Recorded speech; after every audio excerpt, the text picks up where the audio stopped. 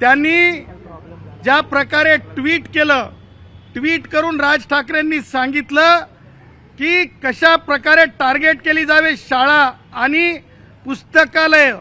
ज्या अर्थाने सांगायचं झालं तर हे अत्यंत विदारक आहे, कारण ज्ञान अर्जनाची दारं एक भाषा अधिक शिकायला मिळत असताना स्वातंत्र्य उत्तर काळात आणि स्वातंत्र्य पूर्व काळात सुद्धा कोणी एवढं म्हणजे ज्याला म्हणतो तालिबानी पद्धतीने वागलं नसेल एखादा राजकारणी, त्या प्रकारे राज ठाकरेचं हे वर्तन अत्यंत म्हणजे दुःखद आहे। राज ठाकरेंना कायदा कळतंय की नाही असा प्रश्न उपस्थित करणार आहे। राज ठाकरे यांना नॅशनल एज्युकेशन पॉलिसी ही त्यांनी न वाचता स्वतःची राजकीय पोळी भाजण्यासाठी चालवलेला एक घाट आहे।